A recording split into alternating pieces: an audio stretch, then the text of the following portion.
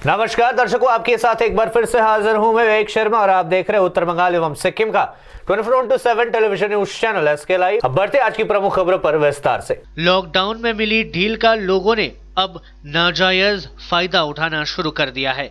लोग सामाजिक दूरी का पालन नहीं कर रहे और इतना ही नहीं, कई लोग बिना मास्क लगाकर बाहर घूमते नजर आ रहे हैं। लेकिन ऐसे लोगों के विरोध पुलिस ने अभियान जारी रखा है और शुक्रवार शाम को जलपाईगुड़ी धापपाड़ा इलाके में जलपाईगुड़ी पुलिस के द्वारा अभियान चलाकर 5 लोगों को गिरफ्तार किया गया। साथ ही व्यवसायिक कमेटी के सचिव को पुलिस की तरफ से निर्देश दिया गया है कि शाम 4 बजे तक ही दुकानें खोली जा सकती है और इसके बाद खोलने पर कार्रवाई की जाएगी। ভালো মনে হয়, আমি তো সেরে চাই, মানে আমি 12টা অবধি বন্ধ করতে বলেছিলাম, সবার আপত্তি ছিল, কিন্তু আমি আবার যেহেতু বলে গেল আমি কালকে আবার সেই সিদ্ধান্ত নেব। কি সিদ্ধান্ত নেবেন? 4টার মধ্যে বন্ধ করে দেবো। মাস্ক বাধ্যতামূলক, মাস্ক থাকলে মাল দেওয়া হবে, না হলে মাল দেওয়া হবে না। তাহলে এতদিন পরে কেন আপনারা আগে সেটা সতর্ক করা হয়েছিল, অনেকে করে নাই। আজকে বলবো, না হয় তাহলে জানাবো সবাইকে। কটা পর্যন্ত? এখন তো আপনার দোকান প্রায় 7টা 8টা পর্যন্ত করছেন। না, মাঝখানে আমরা 12টা অবধি করেছিলাম, তখন কিছু লোকে নানারকম মন্তব্য দিয়ে আমি ছেড়ে দিয়েছিলাম, বলে যা যা মতো করো, তাই বলছিলাম। কিন্তু আজকে যখন প্রশাসন থেকে বলে গেল, তাই আমি প্রশাসনের দায়িত্ব নিয়ে আমি আবার সবাইকে বলবো, তাহলে 4টার মধ্যে ক্লোজ করা যাবে। 4 साल के मासूम ने दी कोरोना वायरस को मात। कोरोना की जंग जीतकर 4 साल का नन्हा बालक अस्पताल से घर लौटा। उत्तर दिनाजपुर जिले के रायगंज की यह घटना वाकई बहुत प्रेरणादायी व लोगों को हिम्मत देने वाला है। रायगंज के करदेझोड़ा स्थित कोविड-19 अस्पताल से पूरी तरह स्वस्थ होकर 4 साल का मासूम शुक्रवार को अपनी मां के साथ घर लौटा। कोरोना को मात देने वाला यह बहादुर बालक इटिहार के मारनाई ग्राम पंचायत के थिलीबिल गांव का रहने वाला है। कुछ दिनों पहले इस बच्ची की सैंपल की जांच की गई थी, जिसका रिपोर्ट पॉजिटिव पाई गई थी। उसके बाद उसे रायगंज के कोविड अस्पताल में भर्ती कराया गया। बच्चे के साथ उसकी मां भी अस्पताल में थी। इस बीच बच्चे को पूरी तरह स्वस्थ अवस्था में उसकी मां उसे घर ले गई। वहीं स्वास्थ्य विभाग की ओर से कोरोना को मात देकर जिंदगी की जंग जीतने वाले इस बहादुर बालक को सम्मानित किया गया। इस बालक की मां ने बताया, वे लोग दिल्ली से हाल ही में यहाँ लौटे थे। मेडिकल टेस्ट में उसके बेटे की रिपोर्ट पॉजिटिव पाई गई थी। उन्होंने कहा कि वहाँ बहुत हिम्मत और साहस के साथ अपने बेटे के साथ अस्पताल में डटी रही। साथ ही उन्होंने लोगों को कोरोना वायरस से बेवजह आतंकित न होकर जागरूक रहने की सलाह भी दी। 7 दिन হয়ে গেল আজ ভাইরাস বলছে বাচ্চাটার ইমরান আলমের।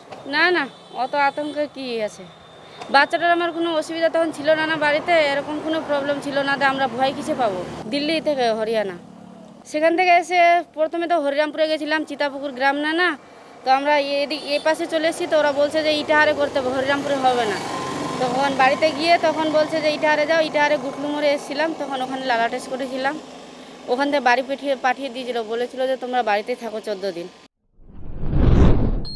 पश्चिम बंगाल में कोरोना के फिर से 277 पॉजिटिव मरीज आए सामने। 7 और लोगों की हुई मौतें, अब तक 230 की गई जान। बंगाल में कोरोना का संक्रमण लगातार बढ़ता जा रहा है। पिछले 24 घंटे में राज्य में कोरोना के फिर 277 पॉजिटिव मामले सामने आए हैं। इसके बाद शुक्रवार को राज्य में कोरोना संक्रमितों का आंकड़ा बढ़कर 4813 हो गया है, जिनमें 2736 एक्टिव केसेस है। राज्य स्वास्थ्य विभाग की ओर से जारी मेडिकल बुलेटिन में यह जानकारी दी गई।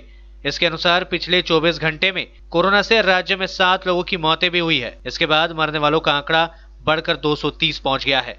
इसके अलावा 72 लोगों की मौतें अन्य बीमारियों के कारण हो चुकी है, जो कोरोना संक्रमित थे। पिछले 24 घंटे में 107 मरीजों को स्वस्थ होने के बाद अस्पताल से डिस्चार्ज भी कर दिया गया है। इसके बाद ठीक होने वाले लोगों की संख्या राज्य में बढ़कर 1775 हो गया है।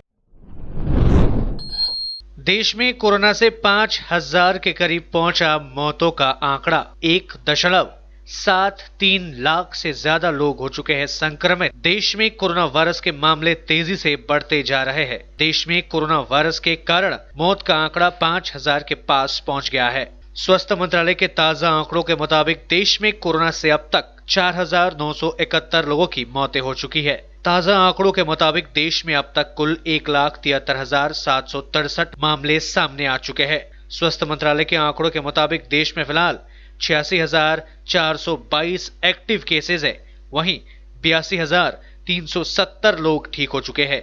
भारत फिलहाल कोरोना से प्रभावित देशों में 9वें नंबर पर है। इस बीच देश में लॉकडाउन 4 का काउंटडाउन अब बस खत्म होने वाला है। देश में लॉकडाउन बढ़ाया जाए या नहीं, इसको लेकर सरकार को आज या कल में फैसला लेना है। देश में 31 मई को लॉकडाउन का चौथा चरण खत्म हो रहा है। सरकार ने दिए संकेत, लॉकडाउन के अगले चरण में बढ़ेगी राज्यों की भूमिका, केंद्र का दखल सीमित होने के संकेत। देश में 31 मई के बाद लॉकडाउन जारी रखने के मुद्दे पर केंद्र सरकार अपनी भूमिका सीमित कर पाबंदियों में ढील देने या सख्ती करने का मामला राज्यों के हवाले कर सकती है। राज्यों के मुख्यमंत्रियों से हुई चर्चा के बाद गृह मंत्री अमित शाह ने शुक्रवार को प्रधानमंत्री मोदी से मुलाकात की। इस मुलाकात में गृह मंत्री मुख्यमंत्रियों के विचारों और सुझावों से प्रधानमंत्री को अवगत कराया। 1-2 दिन में अगले चरण के बारे में घोषणा हो सकती है। उधर गृह मंत्री से चर्चा करने वाले गोवा के सीएम प्रमोद सावंत ने 15 दिन तक लॉकडाउन बढ़ाए जाने का संकेत दिया है। दिल्ली से रायगंज में 70 प्रवासी श्रमिकों के आने की बात थी, लेकिन ट्रेन से सिर्फ 11 श्रमिक ही उतरे हैं। प्रवासी श्रमिक के कम आने से प्रशासन की चिंता बढ़ गई है। प्रशासन की तरफ से इस मामले की जांच शुरू कर दी गई है और इसके साथ ही मालदा स्टेशन में उतरने वाले यात्रियों की सभी जानकारी मांगी गई है। सवाल उठ रहा है कि आखिर बाकी के प्रवासी श्रमिक गए तो गए कहां? इन सब के बीच आज ट्रेन से उतरे प्रवासी श्रमिकों की स्वास्थ्य जांच की गई। आज आने वाले श्रमिकों में रायगंज के टेंगरा, बिदल, महाराजपुर के श्रमिक शामिल है। लेते हैं थोड़ा सा ब्रेक, फिर मिलेंगे ब्रेक के बाद। 100% आयुर्वेदिक दमादमन किट प्राप्त करें और अपने फेफड़ों को बिना किसी दुष्प्रभाव के घातक वायरस से लड़ने की शक्ति बढ़ाएं। फेफड़ों की ताकत बढ़ाने और साथ ही साथ एलर्जी, खांसी या फिर ब्रोंकाइटिस और अस्थमा जैसी बीमारियों से भी लड़ने के लिए राहत देती है दमादमन किट। इस किट में आप पाएंगे दमादमन सिरप, दमादमन चूर्ण, दमादमन हर्बराज हर्बल टी, जिसका मूल्य है 750 और आपको देने हैं सिर्फ 700 रुपए। Contact number 8597380995।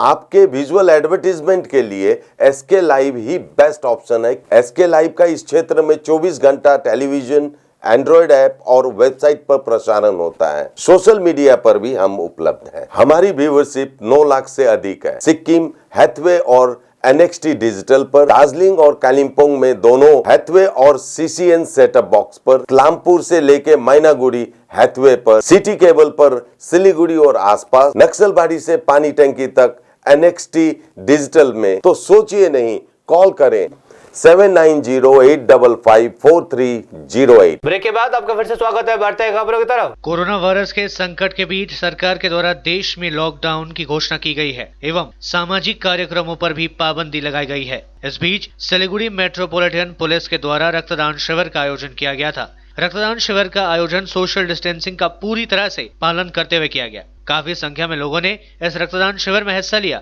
गौरतलब है कि लॉकडाउन के चलते संघ संस्थाओं के द्वारा रक्तदान शिविर का आयोजन नहीं किया जा रहा है। ऐसे में देखा जा रहा है कि सिलीगुड़ी के विभिन्न अस्पतालों में रक्त की किल्लत बनी हुई है। इसी को ध्यान में रखते हुए मेट्रोपॉलिटन पुलिस के द्वारा रक्तदान शिविर का आयोजन किया गया ताकि रक्त की आपूर्ति की जा सके। এখানে আজকে একটা ব্লাড ডোনেশন ক্যাম্পে আয়োজন হয়েছে আর West Bengal blood donors forum যা আছে আর আমার পানি ট্যাঙ্কি ট্রাফিক গার্ড যা আছে শিলিগুড়ি পুলিশ কমিশনারেট, এখন তো আপনি সবে জানেন কি অবস্থা চলছে, করোনায় মহামারী চলছে পুরো বিশ্বে। তাহলে এটা ব্লাডের সাপ্লাই যা আগে ছিল, ব্লাড ডোনেশন যেরকম আগে ছিল এখন কম হয়ে গেছে। তাহলে এটা it is a very good initiative যা হয়েছে। মাঝে মাঝে আরও আমরা করব, সবই নিয়ে আমরা করব। আর যা অর্গানাইজেশন আছে এনার সঙ্গে বি আমার পুলিশ সহযোগী আরও সিভিক অনেক আছে, ওজন করছে কন্ট্রিবিউট, আর এইভাবে আগে ফিউচারে হবে। जम्मू कश्मीर के कुलगाम मुठभेड़ में 2 आतंकी ढेर। जम्मू कश्मीर में सुरक्षा बलों ने बड़ी सफलता हासिल की है। सुरक्षा बलों ने 2 आतंकियों को मार गिराया है। जम्मू कश्मीर पुलिस ने आतंकियों के मारे जाने की पुष्टि की है। दरअसल खुफिया एजेंसियों को सूचना मिली थी कि दक्षिण कश्मीर के कुलगाम जिले के बानपोरा इलाके में आतंकी छिपे हैं, जिसके बाद भारतीय सेना, SOG और CRPF की संयुक्त टीम ने इलाके को घेर लिया। सुरक्षा बलों ने आतंकियों से सरेंडर करने के लिए कहा, लेकिन आतंकियों ने सुरक्षा बलों पर फायरिंग शुरू कर दी। सुरक्षा बलों ने भी जवाबी कार्रवाई की। फिलहाल सुरक्षा बलों ने इलाके में सर्च ऑपरेशन चला रखा है। क्वारंटीन सेंटर में प्रवासी श्रमिक द्वारा सिविक वॉलंटियर के साथ मारपीट। उत्तर दिनाजपुर जिले के कालियागंज स्थित एक क्वारंटाइन सेंटर में रह रहे प्रवासी श्रमिक द्वारा ड्यूटी पर तैनात एक सिविक वॉलंटियर के साथ मारपीट करने का सनसनीखेज मामला सामने आया है। कालियागंज के पूरिया महेशपुर उच्च विद्यालय में शुक्रवार को इस घटना के बाद इलाके में सनसनी फैल गई। सिविक वॉलंटियर का नाम गौतम बर्मन बताया जा रहा है। उसने आरोपी प्रवासी श्रमिक मिथुन मृधा के खिलाफ थाने में शिकायत दर्ज कराई है। आरोपी मिथुन मृधा दूसरे राज्य में श्रमिक का काम करता है। हाल ही में वहां यहाँ लौटा। यहाँ लौटने के बाद से वहां पूरिया महेशपुर उच्च विद्यालय में बने क्वारंटाइन सेंटर में रह रहा है। घायल सिविक वॉलंटियर गौतम बर्मन ने बताया कि क्वारंटाइन सेंटर में रह रहे प्रवासी श्रमिकों की रिपोर्टिंग के लिए वे वहां गए थे। तभी उसने देखा आरोपी मिथुन मृधा समेत कुछ लोग स्कूल की छत पर शराब पी रहे थे। उन्होंने उन सभी प्रवासी श्रमिकों को क्वारंटाइन सेंटर में शराब नहीं पीने की हिदायत दी। ऐसी बात पर वे भड़क उठे और उनकी पिटाई शुरू कर दी। आरोपी मिथुन मृधा ने उसकी जमकर पिटाई की। इस हादसे में उसके 2 दांत टूट गए। उन्होंने कालियागंज थाने में आरोपी मिथुन मृधा के खिलाफ शिकायत दर्ज कराई है। शिकायत मिलने के बाद कालियागंज थाने की पुलिस आरोपी मिथुन मृधा को हिरासत में ले लिया। वहीं घायल सिविक वॉलंटियर को इलाज के लिए कालियागंज स्टेट जनरल अस्पताल में भेज दिया गया। বৃহস্পতিবার রাত্রে আমাদের পুরিয়া মহেশপুর হাই স্কুলে ওখানে মানে পরিযায়ী শ্রমিকদের রাখার ব্যবস্থা করা হয়েছে ওখানে। তো ওখানে আমার মানে দায়িত্বে আছে মানে কে কে আসে এগুলো একটু রিপোর্ট নেওয়া আর কি, রিপোর্ট নিয়ে পাঠানো হয়। তো ওখানে রিপোর্ট নিতে গেছি, দিতে যায় দেখি যে ছাদের পর কয়েকজন মানে মদ পান করতেছে। তো ওদেরকে বলি যে তোমরা নিচে নেমে আসো, উপরে ওরকম কাজ করো না।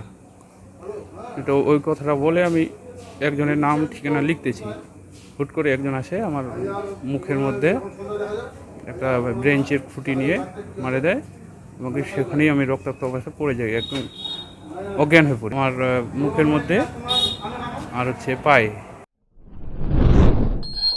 दूसरे कार्यकाल का 1 साल पूरे होने पर पीएम मोदी ने लिखा जनता को खुला पत्र। कहा भारत में दुनिया को चकित करने का सामर्थ्य। कोरोना संक्रमण के खिलाफ लड़ाई में भारत विजय पथ पर अग्रसर है और जीत सुनिश्चित है। दूसरे कार्यकाल का 1 साल पूरा होने पर आम जनता को लिखे खुले पत्र में प्रधानमंत्री नरेंद्र मोदी ने जनता की सामूहिक शक्ति पर भरोसा जताते हुए 130 करोड़ भारतीयों का वर्तमान और भविष्य कोई आपदा या विपत्ति तय नहीं कर सकती। सरकार के पिछले 1 साल की कामकाज का लेखा जोखा देते हुए प्रधानमंत्री मोदी ने कहा कि सरकार ने पूरी सजगता संवेदनशीलता के साथ काम किया है। लॉकडाउन के कारण राजनीतिक रैलियों पर पाबंदी व शारीरिक दूरी के दिशा निर्देशों को देखते हुए प्रधानमंत्री ने खुले पत्र के माध्यम से जनता के साथ संवाद कायम करने का फैसला लिया। प्रधानमंत्री के अनुसार लॉकडाउन के कारण हो रही परेशानियों के बावजूद सामूहिक संकल्प शक्ति के बल पर हमने कोरोना को भारत में उस तरह फैलने से रोकने में सफल रहे जैसी आशंका जताई जा रही थी।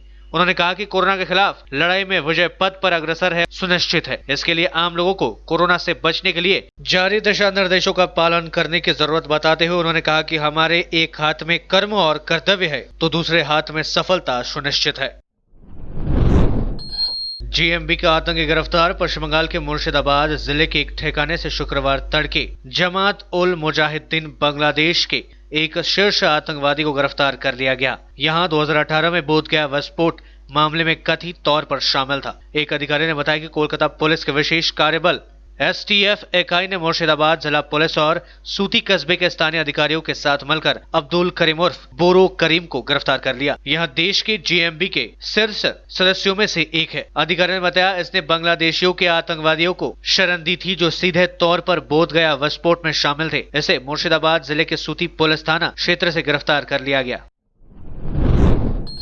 कोरोना से दुनिया में अब तक 3,66,802 लोगों की मौतें हो चुकी है। अमेरिका में सबसे ज्यादा 1,04,542 जाने गई। दुनिया में अब तक 60,29,950 लोग संक्रमित है। 26,59,239 लोग ठीक हो चुके हैं। मौतों का आंकड़ा 3,66,802 हो गया है। उधर ब्राजील में 27,944 लोगों की जानें जा चुकी है। यहाँ आंकड़ा स्पेन 27,121 से ज्यादा है। ब्राजील में एक दिन में 1,124 लोगों ने दम तोड़ा है। यहाँ अमेरिका के बाद दूसरा सबसे ज्यादा संक्रमित देश बना है। यहाँ मरीजों की संख्या 4.68 लाख से ज्यादा है। अमेरिका में 24 घंटे में 1,225 लोगों की मौतें हुई है। यहाँ मरने वालों की संख्या 1,04,542 हो चुकी है। देश के सबसे संक्रमित राज्य न्यूयॉर्क को 8 जून से खोलना शुरू किया जाएगा। गवर्नर एंड्रयू क्यूमो ने कहा कि गैर जरूरी कंस्ट्रक्शन और मैन्युफैक्चरिंग खोले जाने के बाद लगभग 4 लाख लोग काम पर जाएंगे। यहाँ बसों और ट्रेनों को हमेशा साफ किया जा रहा है। पब्लिक ट्रांसपोर्ट सिस्टम लोगों के लिए बिल्कुल सुरक्षित होगा। आज के लिए बस इतना ही और मुझे दीजिए इजाजत और देखते रहिए SK लाइव, आपका समय आपकी खबर। धन्यवाद।